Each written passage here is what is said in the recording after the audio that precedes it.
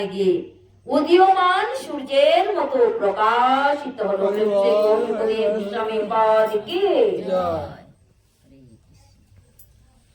সেই নৈমিষ আরণ্যে গিয়ে যখন উপস্থিত হলেন, পরীক্ষিত মহারাজা দর্শন করেই ভাবছে, এই তো সেই মহান পুরুষ যিনি আমাকে আমার মাতৃ জঠরে রক্ষা করেছিল। আজ নিশ্চয়ই আমাকে রক্ষা করার জন্য পুনরায় উনার উপস্থিত আগমন ঘটেছে। হরি হরি স্বস্তি পেলে, নিঃশ্বাস পেলে বলছে, এবার আমার কোনো না কোনো উপায় তো হবেই। সেই পরীক্ষিত মহারাজাকে শুকদেব গোস্বামী পাদ এই শ্রীমদ্ ভাগবত অমৃত অমল পুরাণ তিনি পান করিয়েছিলেন সপ্তাহ দিন ব্যাপী। আর এই ভাগবত অমৃত রসসুধা শ্রবণ করিতে করিতে স্বয়ং বৈকুণ্ঠ থেকে রথ এসেছিল। আর সেই রথে চড়ে কে গিয়েছিল? পরীক্ষিত মহারাজা বৈকুণ্ঠবাসী হয়েছিল। কায় মন চিত্তে শ্রবণ করো, এক চিত্তে শ্রবণ করিতে হয়। অন্য মনস্ক হয়ে যদি আমরা এই অমৃত কথা শ্রবণ করি, তাহলে আমাদের যে জ্ঞান ইন্দ্রিয় আছে, সেই জ্ঞান ইন্দ্রিয়ে প্রবেশ করবে ঠিক, কিন্তু আমরা হৃদয়ঙ্গম করতে পারবো না। হরি বল হরি বল করিতে পারি, শ্রবণ করব, তৎসঙ্গে আমরা হৃদয়ঙ্গম করব। আমরা সবাই কার সন্তান? আমরা প্রভুর সন্তান, অমৃত পুত্র, অমৃত সন্তান। তাই তো অমৃত কথা শ্রবণ করিতে এসেছি। রাধে রাধে। অমৃত পুত্র ছাড়া কি কেউ অমৃত কথা আস্বাদন করিতে পারে? কেউই পারে না। ওম নমো ভগবতে বাসুদেবায়, ওম নমো ভগবতে বাসুদেবায়, ওম নমো ভগবতে বাসুদেবায়। কৃষ্ণায় বাসুদেবায় হরয়ে পরমাত্মনে প্রণত ক্লেশনাশায় গোবিন্দায় নমো নমো। ওম বৃন্দায় তুলসী দেবৈ প্রিয়ায় কেশবস্য চ বিষ্ণু ভক্তি পদে দেবী সপ্তভক্তৈ নমো নমঃ। হরে কৃষ্ণ কৃষ্ণ কৃষ্ণ হরে হরে, হরে রাম রাম রাম হরে হরে। হরে কৃষ্ণ কৃষ্ণ কৃষ্ণ হরে হরে, হরে রাম রাম রাম হরে হরে। হরে জানবো এই ভাগবত কথার অর্থ কি। ভগবানের অপ্রাকৃত গুণাবলী, লীলা। শ্রী শব্দের অর্থ আমরা জানলাম সুন্দর। এই জগতে যিনি বিশ্বের বিশেষর, যিনি এই জগতের নায়ক, জগৎপতি নারায়ণ, সেই নারায়ণ বিনা এই জগতে আর কেহ সুন্দর হতে পারেন না। ভাগবত বা শব্দের অর্থ হল ভাতেষু সর্বশাস্ত্রেষু। এই ভাগবত অমল পুরাণ, এই ভাগবত হলো শ্রেষ্ঠ। গয়ের হলো গতির যশ, অলৌকিকর। গতির যশ একমাত্র ভাগবত আমাদের সেই গতি নির্ধারণ করিতে পারেন।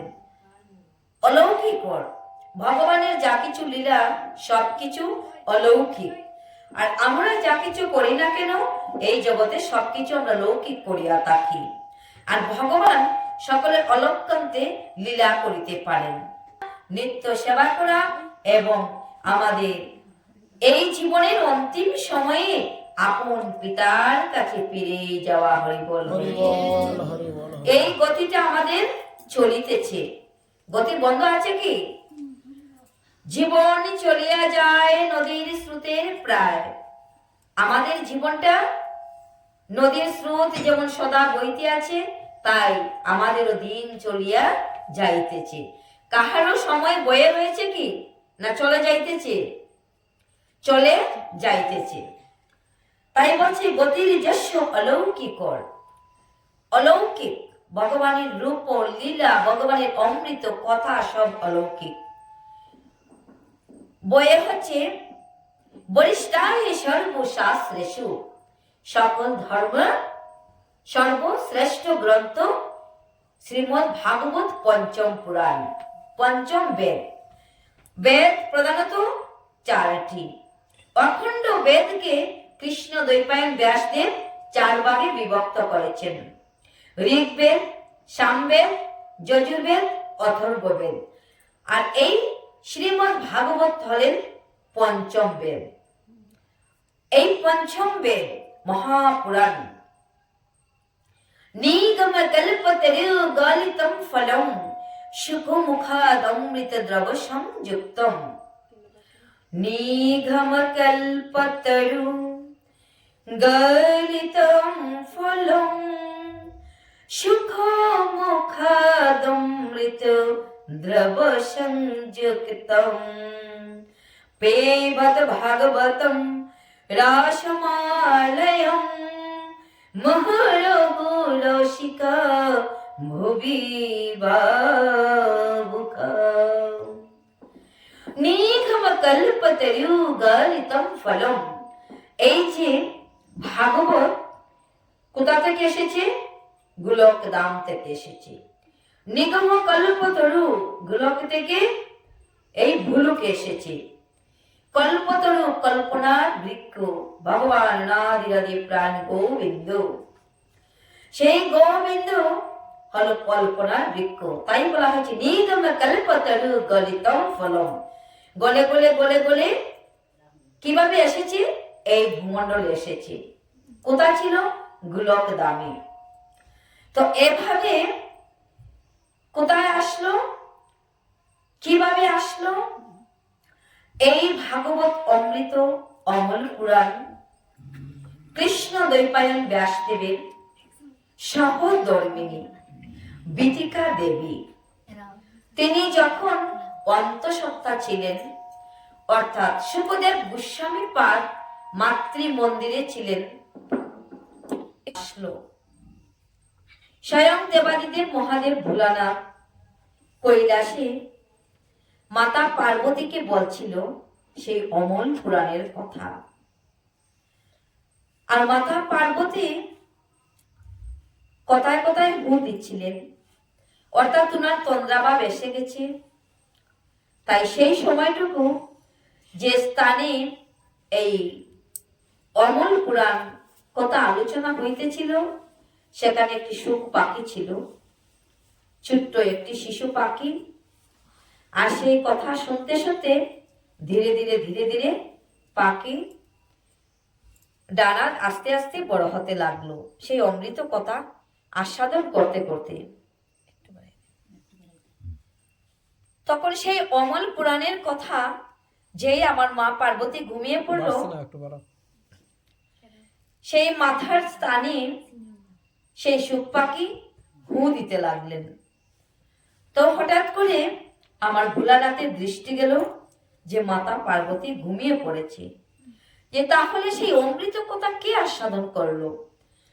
চারিদিকে চেয়ে দেখলেন কেউ তো নেই।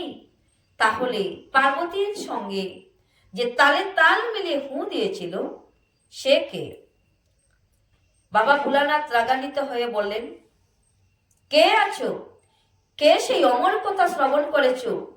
সেই অমর বাণী শ্রবণ কে করেছো? কোথায় আছো? বেরিয়ে আসো।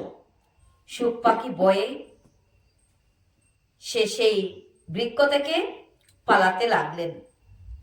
তখন সঙ্গে সঙ্গে ভোলানাথ কি করলেন? ত্রিশূলটা ছুঁড়ে দিলেন।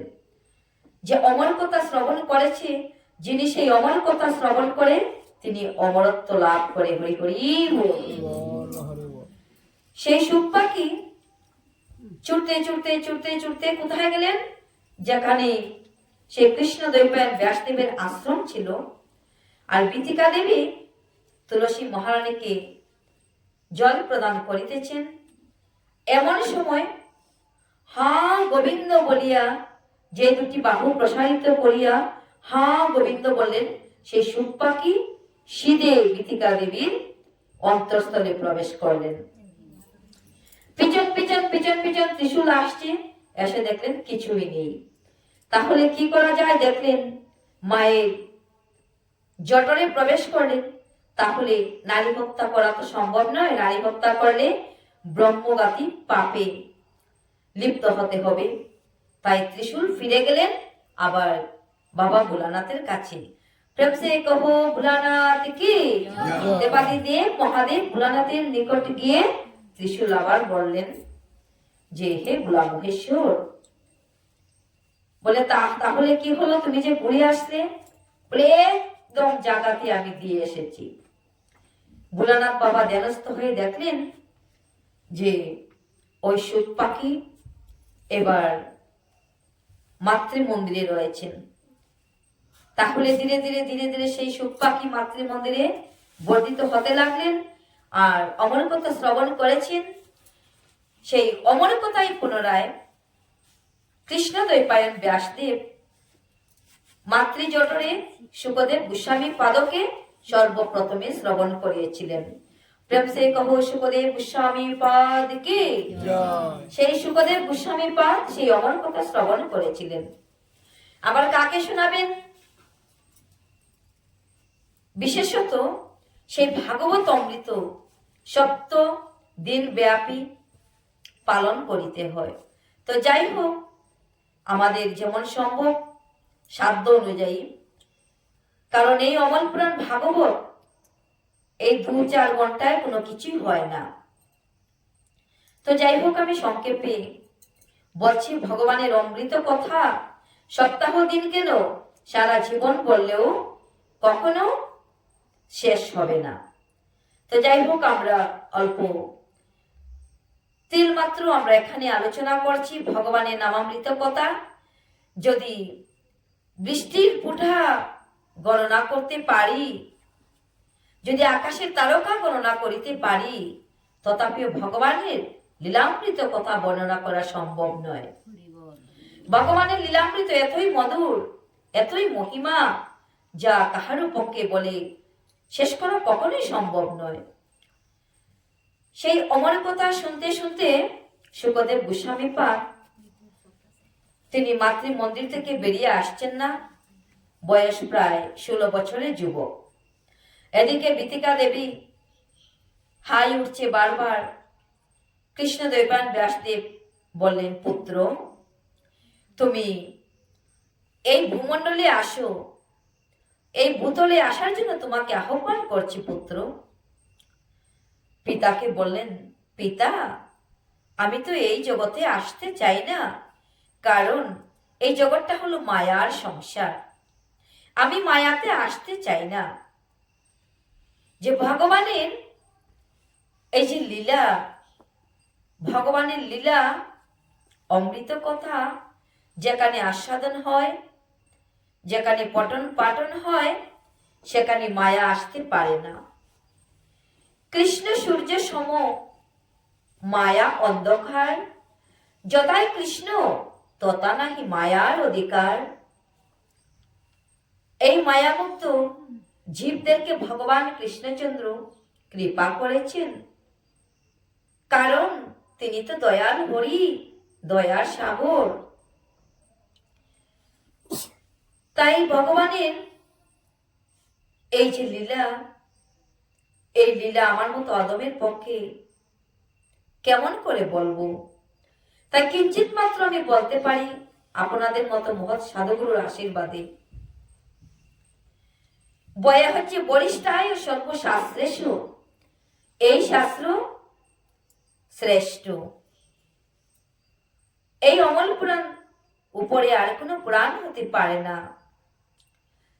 এবার বাকি রয়েছে তো বত, তয় হচ্ছে তরণী ভবাম্বুধি। এই তরণীর আশ্রয় যদি কোনো ভক্তগণ করে, তাহলে অনায়াসে ভবসাগর পাড়ি দিতে পারে। আর এই তরণীর মালিক হলেন স্বয়ং প্রাণ গোবিন্দ। এই প্রাণ গোবিন্দ স্বয়ং এই তরণীর মালিক। তিনি মাঝি হয়ে এই নৌকা নিয়ে ভক্তের কাছে আসেন। ভক্তকে কৃপা করে। ভগবান কেন আসে? কারণ ভগবানকে ভক্ত ডাকে, হে গোবিন্দ, তুমি বিনা এই সংসারে, এই জগৎ মাঝারে আমার আর আপন কেহ নেই। তাই হে লীলাময়ী, হে গোবিন্দ, হে দয়াল হরি, তুমি কৃপা করে আমাকে পার করে দাও তাড়াতাড়ি। হরি বল, হরি বল। তাই ভগবান প্রাণ গোবিন্দ ভক্তকে কৃপা করে এই তরণী নিয়ে, নৌকা নিয়ে তিনি ভক্তের নিকটে হরে আসেন। কৃষ্ণ। তাই ভগবান বলে, ভক্তই আমার আপন, ভক্তই আমার মাতা পিতা, ভক্তই আমার গুরু, ভক্তই আমার নাম রেখেছেন বাঞ্ছা কল্পতরু। হরি বল, হরি বল। ভক্তই আমার মাতা পিতা, ভক্তই আমার গুরু, আবার ভক্তই আমার নাম রেখেছেন বাঞ্ছা কল্পতরু। ভক্তের অধীন ভগবান। তাই ভক্ত যেভাবে ডাকে ভগবান সেভাবেই ভক্তের নিকটে আসেন। ভক্তই আমার মাতা পিতা, ভক্তই আমার প্রাণ, ভক্তই আমার নাম রেখেছেন, আরে ভক্তের হৃদয়ে আমার সতত বিশ্রাম। হরি বল, হরি বল। হরি বল। মায়েরা, ভক্তই আমার মাতা পিতা, ভক্তই আমার প্রাণ, আরে আমার সতত বিশ্রাম। আমি গোলক দামে থাকিতে পারি না, আমি বৈকুণ্ঠেও থাকিতে পারি না, কারণ সদাই আমার ভক্তগণ ডাকে।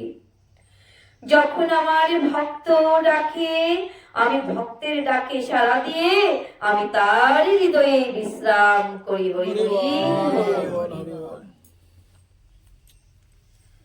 তাই ভগবান ভক্তের নিকট থাকেন। আর ভক্তের কাছে যে প্রেম রয়েছে, যে ভালোবাসা রয়েছে, শ্রদ্ধা ভক্তি দিয়ে, সে প্রেম পূর্বক ভালোবাসা দিয়ে ভগবানকে বাড়িতে পারে। মাতা যশোমতী সেই প্রেমের ডুরে কানাইয়াকে বেঁধেছিল। বিনা প্রেম সে নেহি মিলে নন্দলালা। কৃষ্ণ কানুকে পেতে হলে প্রেম ভালোবাসা দিতে হয়। আর এই প্রেম ভালোবাসা সেই নন্দের নন্দন কানুকে না দিয়ে আমরা আপন গৃহে মায়ায় বন্ধ হয়ে আছি। হরি হরি।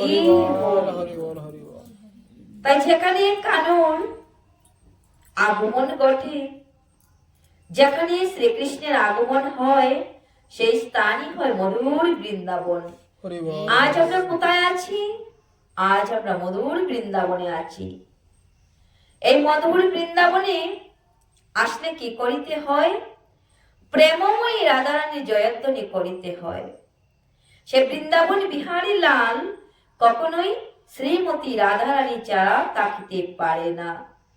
যেখানে ভক্তের আগমন হয়, সেই স্থান হয় মধুর বৃন্দাবন। प्रेम से कहो वृंदावन बिहारी लाल की, श्रीमती राधा रानी की, श्री श्री वृंदावन धाम की, সকল ভক্ত বৃন্দ কি। আজ মধুময় বৃন্দাবনে আমরা উপস্থিত হয়েছি। এই মধুময় বৃন্দাবনে ভগবান প্রাণ গোবিন্দ শ্রীমতী রাধা রানীকে নিয়েই তো লীলা বিলাস করেছিলেন। আর এই লীলা বিলাসই হলো এই গ্রন্থের সার, এই গ্রন্থের মূল। যে গ্রন্থ আমরা পাঠ করছি দীর্ঘদিন যাবত, এই গৃহের গৃহিণী ও কর্তা মিলে যে ভাগবত অমল পুরাণ অধ্যয়ন করেছেন, পাঠ করেছেন, ওনাদেরকে আমি অশেষ ধন্যবাদ জানাই এবং আমার সকল বয়োজ্যেষ্ঠদের শ্রীচরণে আমি প্রণতি নিবেদন জানাই। কারণ ওনাদের কৃপাতে আজ আমরা এই স্থানে পৌঁছতে পেরেছি। তাই এবার লীলাময়ের লীলা কথা আমরা আস্বাদন করি। আমরা সংক্ষেপে মহিমা শ্রবণ করলাম। পরীক্ষিত মহারাজ এই লীলামৃত কথা আস্বাদন করে বৈকুণ্ঠবাসী হয়েছিলেন। যুধিষ্ঠির মহারাজের পৌত্র পরীক্ষিত মহারাজা তিনি শাপগ্রস্ত হয়ে পড়েছিল।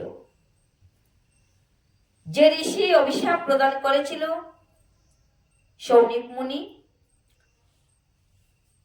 কিভাবে কেন তিনি সেই জঙ্গলে এসেছিল এবং কিভাবে অভিশাপগ্রস্ত হয়েছিল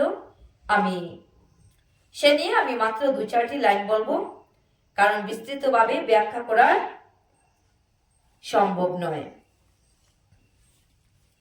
যখন যুধিষ্ঠির মহারাজা আপন পৌত্র তো আমরা বুঝি সবাই নাকি মাতাজিরা? পৌত্র কাকে বলে? অর্জুনের পুত্র ছিল। কাকে মেরেছিল? যে সপ্তরথী অভিমন্যু। আপনারা বলবেন, আমি বলে যাব। আপনাদেরকে যদি কোনো কিছু আমি জিজ্ঞাসা করি আপনারা উত্তর দেবেন, নচেত আনন্দ পাবো না। তো সপ্তরথী মিলে কাকে বধ করেছিল? অর্জুনের পুত্র অভিমন্যুকে। আর মায়ের নাম কি ছিল? উত্তরা।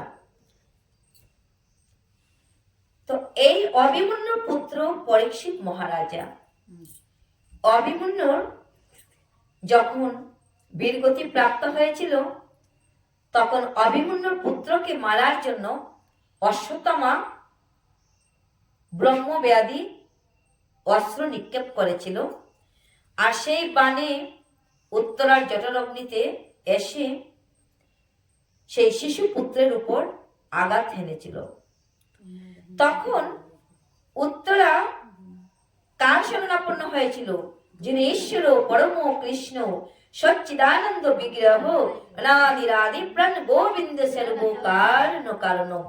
হে জগৎপতি নারায়ণ, হে জগদীশ্বর, হে জগতের বিশ্বেশ্বর, আমার প্রাণে আজ শরণাপন্ন। আমার প্রাণ বাহিরায়, সেই অবস্থায় আমি তোমার শরণাপন্ন হলাম। হে দয়াময়, তুমি কৃপা করে রক্ষা করো।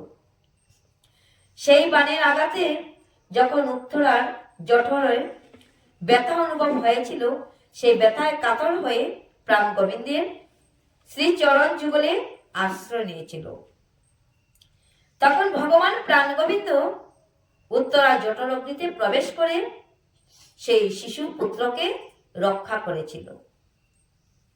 আর সেই শিশু পুত্রের হাতে যখন যুধিষ্ঠির মহারাজ যুবরাজ অভিষেক করে সমস্ত হস্তিনাপুরের দায় দায়িত্ব সমঝে দিয়েছিল, তখন বলেছিল, হে পুত্র, তুমি এই শশাগরা পৃথিবী রাজ্য শাসন করবে, কিন্তু আমার একটি কথা, তখন কিন্তু বয়স হয়নি যুবরাজ হওয়ার, তথাপিও যুবরাজ করে শশাগরা পৃথিবীর ভারপ্রাপ্ত সেই পরীক্ষিত মহারাজা অর্পণ করেছিল, সেই দায়িত্ব বার দিয়েছিল। আর পরীক্ষিত মহারাজা মস্তক পেতে সেই বার গ্রহণ করেছিল।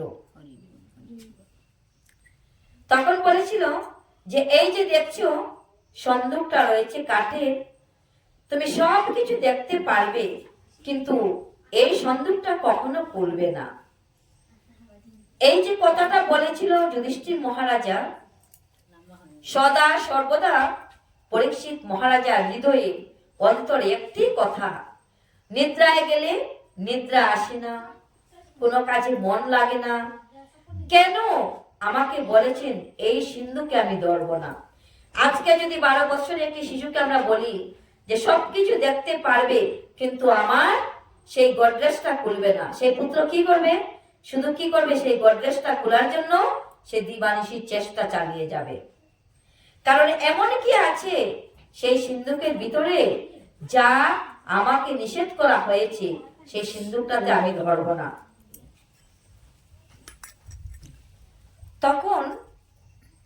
সে পরীক্ষিত মহারাজা, শশাঙ্করা পৃথিবীর রাজা। তিনি নিদ্রায় গিয়েছেন, নিদ্রা আসছে না, ভাবছে কেন আমায় নিষেধ করেছে, আমাকে সিন্দুকটা খুলে দেখতেই হবে। এই ভাবনা যখন তার মনে আসলো, কি করি তার উপায়, কিন্তু গুরুজনের আজ্ঞা তো পালন করতে হবে। গুরু আজ্ঞা যদি লঙ্ঘন হয় তাতে কিন্তু অপরাধ হয়, সে পাপে আমাদের শাস্তি পেতে হয়। তো কলির আগমন ঘটেছে, আমি আর সেদিকে যাচ্ছি না। আপনারা সবাই জানেন যে কলিকে কিভাবে স্থান দেওয়া হয়েছিল। যখন ধর্মের 3 পা ভগ্ন সেই গাভী মাথা ক্রন্দন করছিল, আর সেখানে গিয়ে যখন পরীক্ষিত মহারাজা উপস্থিত হয়েছিল, সেই কলি রাজার আগমন ঘটেছিল। কলি রাজার কাছে আশ্রয় চেয়েছিল, আশ্রয় দিয়েও ছিল, কিন্তু আরো নিয়েছিল যে আমাকে যে আশ্রয় দিতেছ ওগুলো তো ভালো নয়। যেমন যেখানে বেশ্যালয় সেখানে কলির আশ্রয়, যেখানে জুয়া পাশা সেখানে কলির আশ্রয়। কলি আরো চেয়ে নিয়েছিল। তখন রাজা বলেছিল যেখানে অত্যধিক অত্যধিক মানে স্বর্ণ থাকবে সেখানে তোমার আশ্রয়। তো সেই মুকুটটাই ছিল এই সিন্ধুকের ভিতর, জরাসন্ধ রাজার মুকুট। আর এই জরাসন্ধের মুকুটটা থাকার কারণেই বলেছিল যে হে পুত্র, কখনো সেই সিন্ধুকটা খুলবে না। কিন্তু পিতৃ আজ্ঞা লঙ্ঘন করে, পিতৃপুরুষের আজ্ঞা লঙ্ঘন করে পরীক্ষিত মহারাজা সেই সিন্ধুকটা খুলে দেখে তার ভালো লেগেছিল। আর কখন কেমন করে সে কলির প্রভাবে আপন মস্তকের সেই মুকুটটা নামিয়ে, আর কিভাবে যে সেই মুকুটটা আপন মাথায় মস্তকের উপরে পরলেন, পরীক্ষিত মহারাজা বুঝতেই পারলেন না। আর সেই মুকুট পরে বনে বিচরণ করছিলেন। আর পিপাসাগ্রস্ত হয়ে জলপান করার জন্য সেই শ্রমিক মুনির আশ্রমে তিনি উপনীত হয়েছিল। পিপাসাগ্রস্ত হয়ে, আমরা যখন জলের জন্য ভীষণ কাতর হই, আমাদের পিয়াস লাগে, সেই পিপাসাগ্রস্ত হয়ে যখন জলপান করতে যাই, আর সেই পিপাসা হয়ে যদি জলপান করি আমরা তৃপ্তি অনুভব করি। সেই ঋষি অন্তর্ধান হয়ে ধ্যানস্থ হয়ে তিনি ছিলেন। আর পরীক্ষিত রাজা মহারাজা গিয়ে বলেছিলেন, হে ঋষিবর, আমাকে জল দিন, আমাকে জল প্রদান করুন, আমাকে জল প্রদান করুন।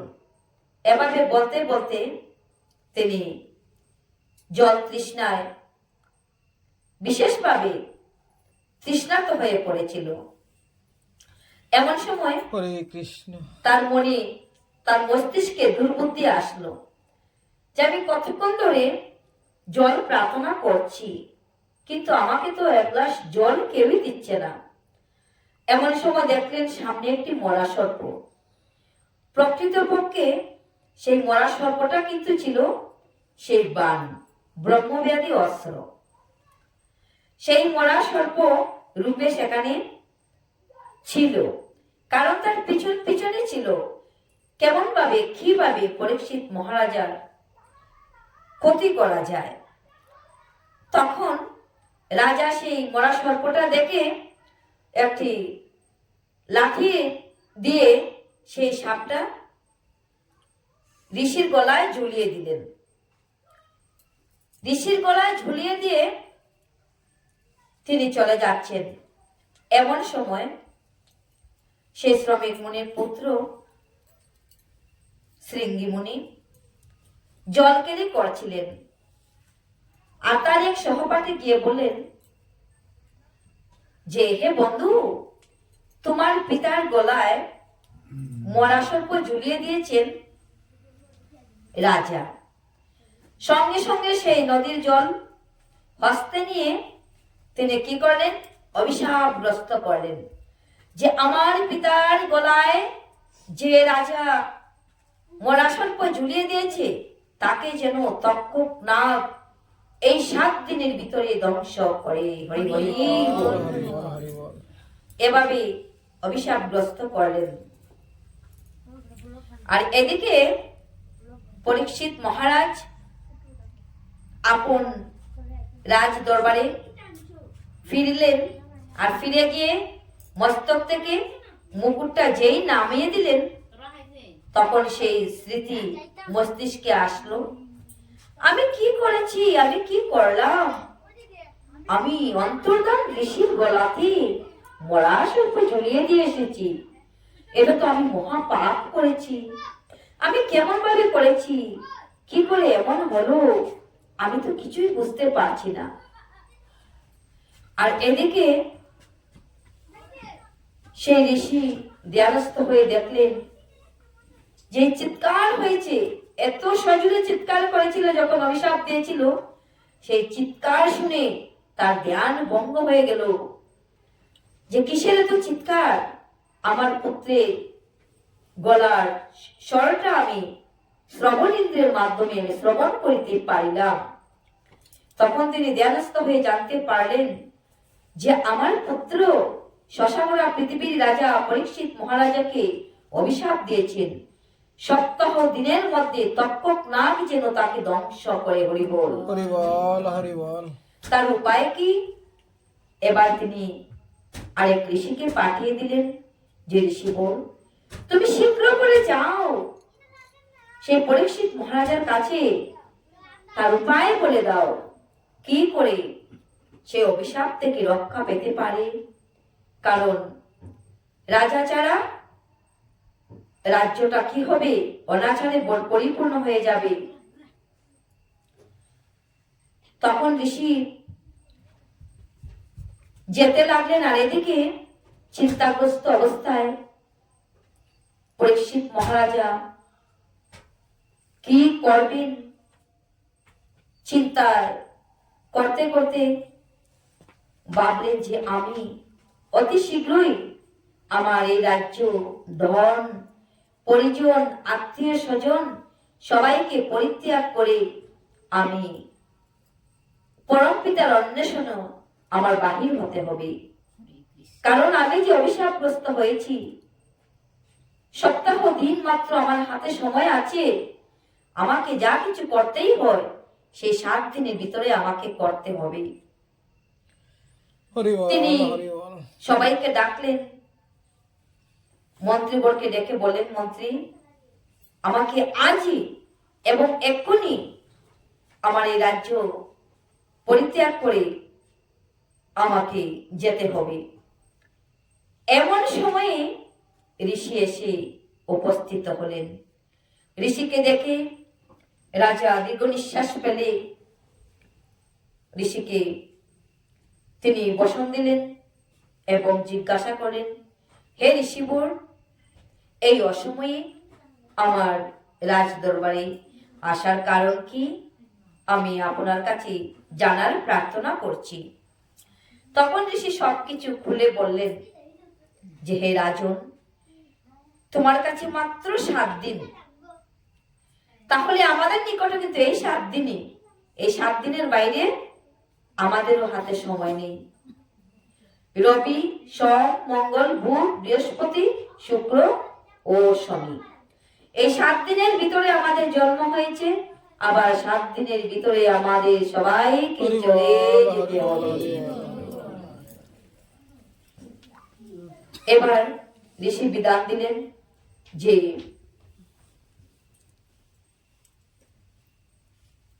গঙ্গার তীরে তুমি যাও, গঙ্গা স্নান করে সেই স্থানে 60 সহস্র ঋষিবৃন্দ রয়েছেন, সেই কারণে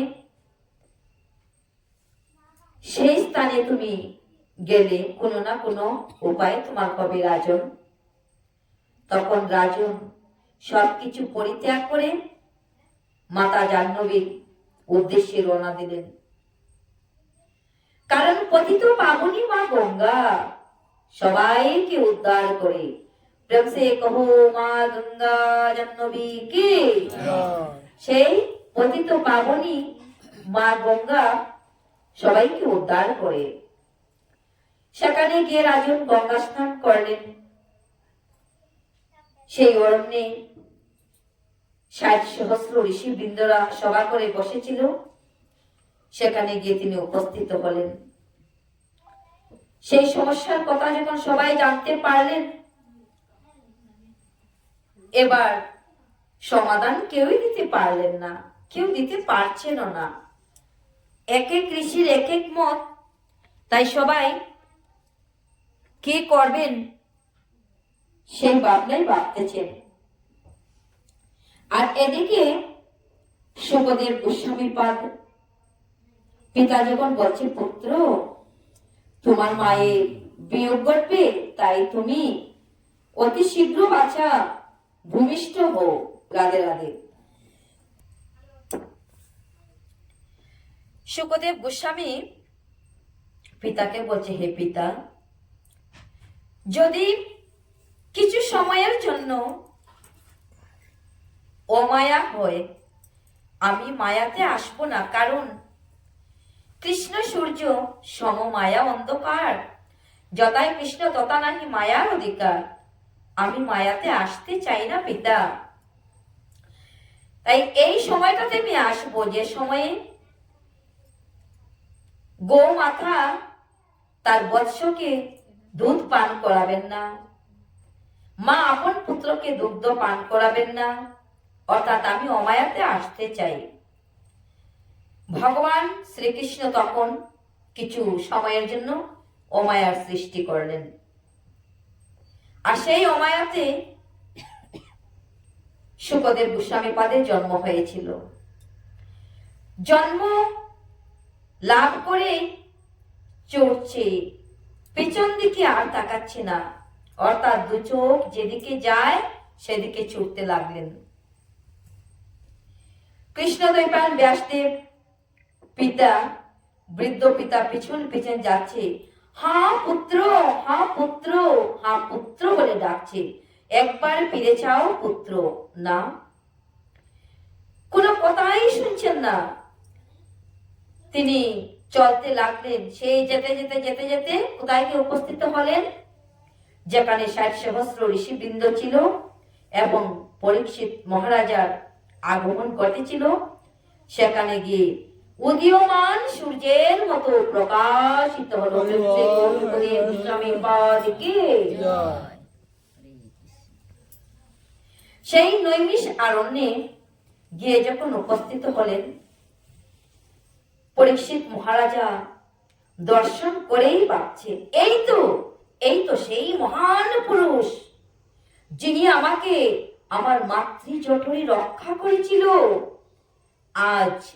আজ নিশ্চয়ই আমাকে রক্ষা করার জন্য পুনরায় উনার উপস্থিত আগমন ঘটেছে। হরি হরি বল। হরি বল হরি বল স্বস্তি পেলে, নিঃশ্বাস পেলে বলছে, এবার আমার কোনো না কোনো উপায় তো হবেই। সেই পরীক্ষিত মহারাজাকে শুকদেব গোস্বামীপাদ এই শ্রীমদ্ ভাগবত অমৃত অমল পুরাণ তিনি পান করিয়েছিলেন সপ্তাহ দিন ব্যাপী। আর এই ভাগবত অমৃত রসসুধা শ্রবণ করিতে করিতে স্বয়ং বৈকুণ্ঠ থেকে রথ এসেছিল। আর সেই রথে চড়ে কে গিয়েছিল? পরীক্ষিত মহারাজা বৈকুণ্ঠবাসী হয়েছিল। হরি বল হরি বল শুক মুখাদ অমৃত ধ্রুব সংযুক্ত শুকদেব গোস্বামীপাদর মুখ থেকে সেই ভাগবত গলিত হয়েছিল। তৎপশ্চাৎ সুতমুনি তা আস্বাদন করেছিল। আর সুতমুনির সেই মুখনিসৃত বাণী আজ আমরা আস্বাদন করছি। শ্রীমদ্ ভাগবত তীর্থ প্রসঙ্গে সুরধুনী মাহাত্ম্য ও শ্রীহরির স্থিতি স্থান মুহুরহ রসিকা ভুবি বাবুকা। সেই ভাগবত কারা সাধন করেন? যারা রসিক সেজে সেই রস পান করেন। কিভাবে? মুহুর্মুহু, সদা সর্বদা, সর্বক্ষণ সেই ভাগবত রস আস্বাদন করিয়া থাকেন। পুনশ্চ সুতেরে কহে যত ঋষিগণ, শুনিনু তোমার মুখে অপূর্ব কথন। গঙ্গার মহিমা কহ বিশেষ করিয়া, তীর্থ কথা শুনিহ সুপবিত্র কায়া। পুনরায় সুতমুনিকে বললেন ঋষিগণ যে, হে ঋষি, তোমার মুখে যে অপূর্ব কথা শুনেছি, সে গঙ্গার মহিমা তুমি বিশেষ করিয়া আমাদের কাছে বলো। তীর্থ কথা শুনি হোক আমাদের এই পবিত্র কায়া। আমাদের কায়াটা অপবিত্র, তাই সেই তীর্থ কথা শ্রবণ করে আমাদের কায়াটা পবিত্র হোক। প্রেম সে কহো সুতমুনি কি। সে সুতমুনি ছিল, তিনি শূদ্রের গর্ভে জন্মলাভ করিয়াছিল, তাই উনাকে সুতমুনি বলে সবাই ডাকতেন। কিন্তু এই ৬০ সহস্র নৈমিষারণ্যে যত ঋষিরা ছিল, কেউই তা গ্রহণ করতে পারেনি। তাই এই ভাগবতমে শূদ্র হোক নারী পুরুষ কোনো যায় আসে না। যেই কৃষ্ণ তত্ত্ববেত্তা, যিনি সেই কৃষ্ণ কথা আস্বাদন করিতে পারেন, যিনি কৃষ্ণ কথা অনর্গল বলিতে পারেন, যাহার শুদ্ধ কায়া, চিত্ত শুদ্ধ, মুখ শুদ্ধ, তাদের নিকট থেকেই সেই শুদ্ধ কথা শ্রবণ করিতে হয়। যতদিন পর্যন্ত আমাদের মন এই কায়া পবিত্র হয়নি, মুখ শুদ্ধ হয়নি, তাদের মুখ থেকে শ্রবণ করার চাইতে না করাই শ্রেয়। কথা বলি ওহে মহোদয়, কোন কোন স্থানে স্থিত হরিদয়াময়। এই সব বিবরিয়া করহ বর্ণন, শুনিতে বাসনা বড় করি সর্বজন। সুত কহে সম্বোধিয়া সবাকার প্রতি, যে কথা কহিলে তাহা শুনো হে সম্প্রতি। অতি গোপনীয় কথা বলিবার নয়, তোমাদের অনুরোধে বলিবারে হয়। তোমরা সুযোগ্য বটে একথা শুনিতে, তাই কহি এই কথা শুনো এক চিত্তে। কায় মন চিত্তে শ্রবণ করো, এক চিত্তে শ্রবণ করিতে হয়। অন্য মনস্ক হয়ে যদি আমরা এই অমৃত কথা শ্রবণ করি, তাহলে আমাদের যে জ্ঞান ইন্দ্রিয় আছে, সেই জ্ঞান ইন্দ্রিয়ে প্রবেশ করবে ঠিক, কিন্তু আমরা হৃদয়ঙ্গম করতে পারবো না। হরি বল, হরি বল। পরম পবিত্র কথা, পরম পবিত্র এই কথা পুরাতন, শ্রবণেতে সর্ব পাপ হয় বিনাশন। হরি বল। পরম পবিত্র এই অমৃত কথা আমরা সেই শ্রবণ ইন্দ্রিয়ের মাধ্যমে, শ্রুতির মাধ্যমে যদি আমরা শ্রবণ করি, তাহলে সর্ব পাপ নাশ হয়। দুঃখাদি সন্তাপ যত সব হয় হত, শরীরের স্বাস্থ্য হয় আয়ু যে বর্ধিত। যুগ বলে পরমজ্ঞ যত ঋষিগণ, করিল তীর্থ মাহাত্ম যেরূপ কীর্তন। সেই কথা শুনো সবে তোমরা এক্ষণে, বলি আমি সার তত্ত্ব তীর্থের খতনে। সর্বতীর্থময়ী গঙ্গায় আর যমুনায়, সম্মিলিত হয়ে আছে একত্রে যথায়। কোথায়? ত্রিবেণী সঙ্গম, গঙ্গা যমুনা সরস্বতীর মিলন, সেই তীর্থের রাজ সে স্থানের নাম কি মা? প্রয়াগ। প্রয়াগরাজ, যেখানে কিছুদিন আগে সেই মাঘ মাসে মহাকুম্ভ হয়েছিল, অগণিত ভক্তের ভিড় জমেছিল। কেন সে স্থানে ভক্তেরা যায়? এই যে মহিমা ভাগবতে বলছে, সর্বতীর্থময়ী গঙ্গার যমুনায় সম্মিলিত হয়ে আছে একত্রে যথায়। মহাপুণ্য ক্ষেত্র সেই দুর্লভ জগতে, রাধে রাধে, দুর্লভ এই জগতে সেই গঙ্গা, যমুনা, সরস্বতী।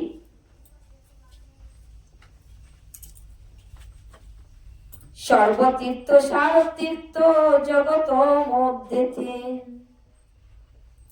মহাপুণ্য ক্ষেত্র সেই দুর্লভ জগতে। সর্বতীর্থ সার তীর্থ জগত মধ্যেতে, তার তুল্য তীর্থ আর নাহি কোথায়। সর্বতীর্থ বিরাজিত জানিবে তো তাই। প্রেম সে কহো প্রয়াগরাজ মহাতীর্থ কি জয়। সর্বতীর্থ বিরাজমান সেই স্থানে। রাধে রাধে।